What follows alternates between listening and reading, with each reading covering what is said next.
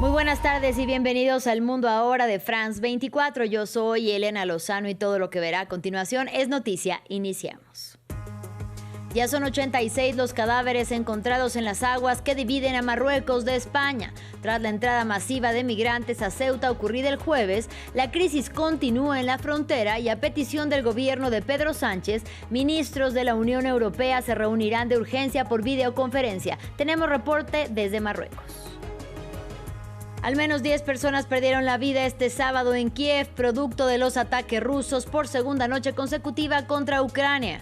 Según el presidente ucraniano Volodymyr Zelensky, de los 27 misiles balísticos lanzados por Moscú, solo pudieron interceptar uno debido a la escasez de armamento. La reelección de Gianni Infantino para un tercer mandato frente a la FIFA podría estar en la cuerda floja, pese al revés en su plan para abrir el máximo organismo del fútbol mundial a capital privado. Federaciones como la UEFA y la CONCACAF sentenciaron que perdieron la confianza en el gran aliado de Donald Trump.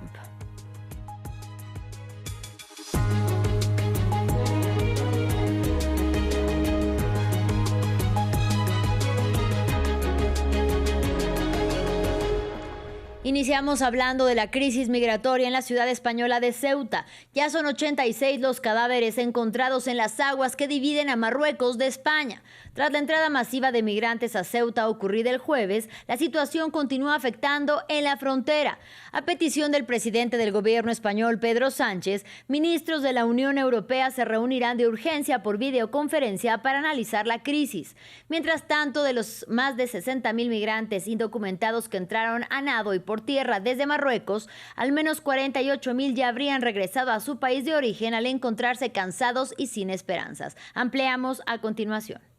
Migrantes cruzando la frontera en sentido contrario, pocos días después de haber llegado a España. Abandonados a su suerte en las calles de Ceuta y sin posibilidad legal de quedarse en territorio español, decenas de miles de migrantes regresaron a Marruecos. Tras días de alta tensión en el enclave, el gobierno español señaló que la situación está volviendo a la normalidad. Que en menos de 48 horas la situación en Ceuta no tiene nada que ver y que la normalidad se está alcanzando.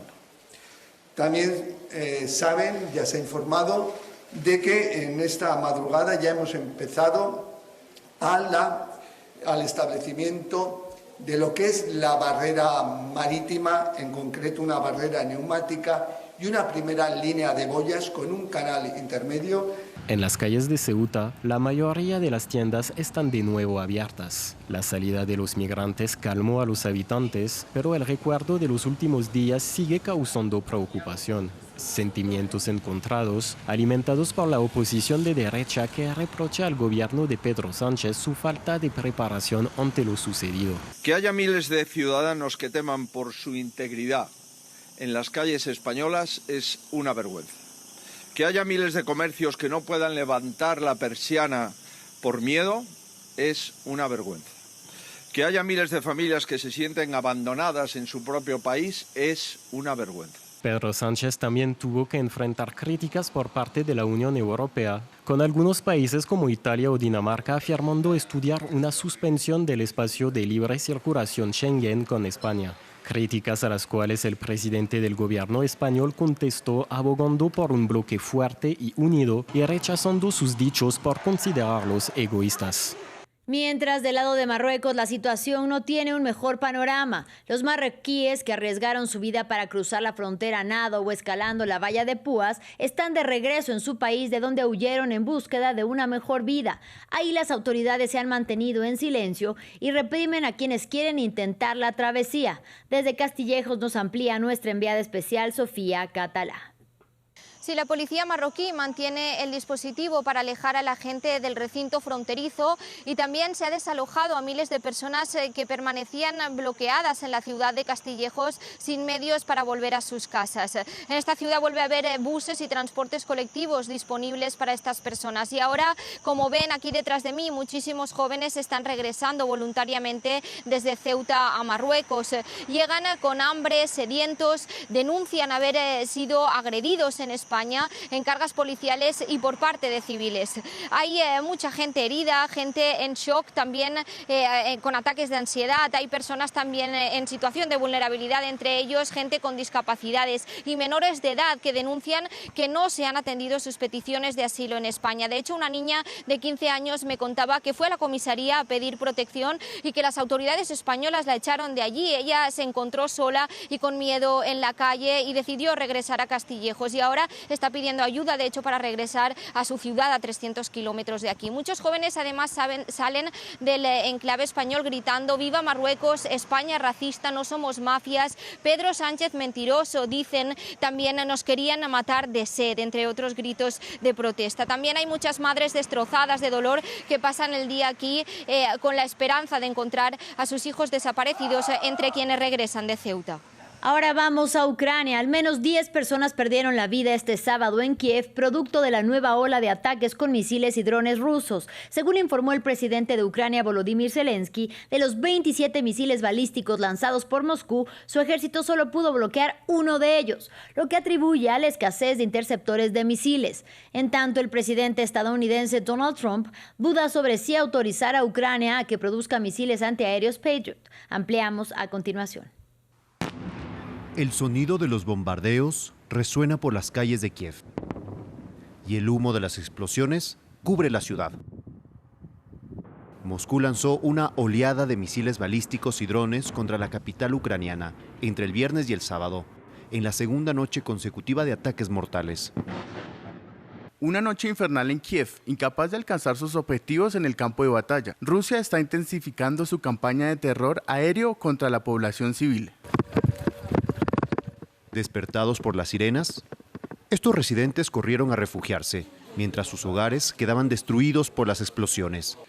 Antes había un ataque cada 2 semanas, o tal vez una vez a la semana. Ahora ocurre prácticamente todos los días. Es increíblemente difícil de soportar psicológicamente. Ya estoy tomando 2 sedantes al tiempo, pero aún así no me ayuda. Tiemblo sin poder controlarlo. Moscú afirma que sus ataques tenían como objetivo bases militares y centros logísticos. Pero en los barrios residenciales atacados el viernes por la noche, algunos sienten que ahora no tienen más remedio que huir. ¿Qué harás ahora? Irme, porque no podemos quedarnos en una situación así. ¿Qué garantía tenemos de que esto no volverá a suceder? Uno de los sistemas más eficaces para derribar misiles rusos es el sistema Interceptor Patriot.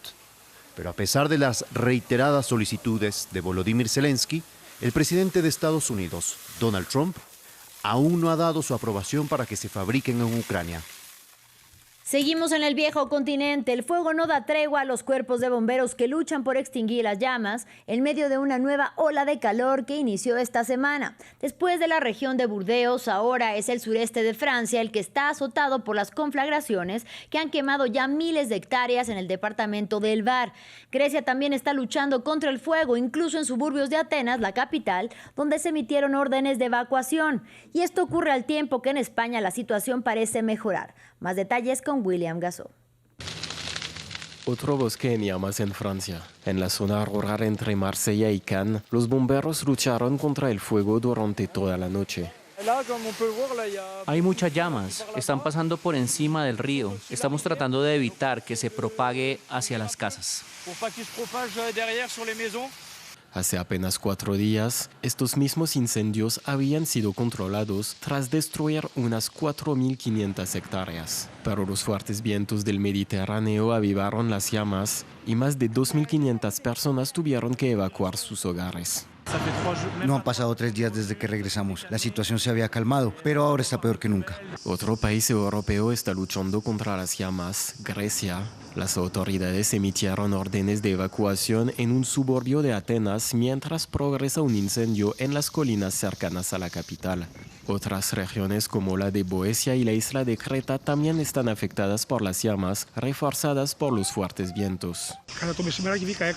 Alrededor del mediodía salí porque el sol se había vuelto naranja. Vine hasta aquí y vi que el incendio había comenzado detrás de la montaña y con el viento se fue extendiendo poco a poco hasta detenerse aquí. Mientras tanto, en España la situación parece mejorar. Algunos incendios, como el de la Val d'Uixó, han sido estabilizados, pero otros siguen activos, en particular en la región norteña de León, donde un nuevo foco se declaró el viernes por la noche. En la Cisjordania ocupada, un ciudadano palestino resultó herido de bala tras una nueva ola de ataques por parte de colonos israelíes. Protegidos por soldados, entre 200 y 300 de estos colonos realizaron una nueva invasión en aldeas palestinas a las afueras de Nablus. Buscaban emular el recorrido que solía realizar uno de sus líderes, quien el pasado viernes falleció en esa zona tras un disparo de un palestino que le quitó el arma. Recordemos que los colonos israelíes llevan décadas invadiendo, saqueando y asesinando en el territorio palestino ocupado, y eso con el aval de las autoridades. Sí, los colonos lo hicieron. ¿Quién más? Los colonos. Y estaban bajo la protección del ejército. El ejército los acompaña. Nos sorprendió su ataque porque el cementerio está en el centro del pueblo, no cerca del asentamiento. El asentamiento más cercano está a 15 kilómetros de nosotros. No pueden decir que nos acercamos a ellos. No los atacamos. Estamos en nuestras casas. Este cementerio ha existido en el pueblo durante miles de años. Nadie se acerca a ellos, como dicen. En información de la región latinoamericana, a una semana de la toma de posesión del ultraderechista Abelardo del Espriella como presidente de Colombia, explotó un coche bomba en la ciudad de Cúcuta. Al menos 11 personas resultaron heridas, 8 de ellas son policías y 3 civiles. La autoría del ataque, que ocurrió cerca del comando de la policía del departamento del norte de Santander, no ha sido reivindicada, pero ya fue condenado por el mandatario electo, mientras el saliente Gustavo Petro no se ha pronunciado al respecto. Recordemos que esta semana del Espriella dio un ultimátum a los grupos armados de Colombia para que se sometan. Escuchemos. Condeno con absoluta firmeza el cobarde atentado terrorista perpetrado en Cúcuta contra nuestra Policía Nacional. Mi solidaridad con los uniformados heridos, sus familias y con todos los ciudadanos que hoy viven momentos de angustia. En Perú, el expresidente Ollanta Humala salió de prisión la noche del viernes luego de que la Corte Constitucional anulara su condena de 15 años por lavado de dinero. El exmandatario había sido declarado culpable el año pasado de recibir contribuciones ilícitas para su campaña electoral del 2011 por parte del gigante brasileño Odebrecht y cumplía su condena en el penal de Barbadillo, una prisión solo para expresidentes ubicada a las afueras de la capital Lima. Esto dijo al salir del centro penitenciario. Los sicarios del sistema de justicia que estaban en ese momento regularizaron una situación ilegal. Jamás hemos cometido delito alguno. Nunca he recibido aportes de campaña ni de Venezuela ni de Brasil. Pero no bastaba eso. Necesitaban perseguirnos por nuestra gestión de gobierno, por nuestra ideología política. Y finalizamos con información deportiva. La reelección de Gianni Infantino para un tercer mandato frente a la FIFA podría estar en la cuerda floja. Después del masivo rechazo y el revés a su plan para abrir el máximo organismo del fútbol mundial al capital privado, federaciones como la UEFA sentenciaron que perdió la confianza en el gran aliado de Donald Trump, mientras que la CONCACAF anunció que pedirá una revisión integral del liderazgo de la FIFA. Javier Suárez, economista especializado en economía del deporte, tiene el análisis. Se ha expuesto como simplemente por parte de las confederaciones y las federaciones como un atentado, digamos, al fútbol tradicional, cuando lo que vemos en la mayoría de ligas profesionales es que cada vez son más comercializadas, donde no solamente los grandes patrocinadores, el auge de las apuestas en línea, las discusiones que hemos tenido alrededor de las boleterías y los derechos de televisión han hecho que el negocio del fútbol sea por las federaciones cada vez más grande. Recordemos que la FIFA y las federaciones nacionales son organizaciones de derecho privado, no son organizaciones públicas en la gran mayoría de casos. Entonces, esos intereses privados de no haber discutido, además un modelo que ya existe, por ejemplo, en Francia parcialmente y en la Liga en España, donde ya hay organizaciones entre la FIFA, empresas entre la FIFA y fondos de riesgo de capital que han inyectado entre 20 y 30% para el financiamiento de estas ligas. Entonces es un modelo que ya no es extraño para el fútbol, pero el no haberlo discutido primero con las federaciones y confederaciones, y como bien lo preguntaste, sobre los intereses económicos que tienen estas confederaciones que reitero, son dueñas de las ligas profesionales o de los derechos de las ligas profesionales y del fútbol, de la gestión del fútbol comercial en sus países, pues hizo de nuevo que explotara esta crisis al interior de la FIFA. Así llegamos al final de este espacio informativo. Gracias por su compañía y hasta la próxima.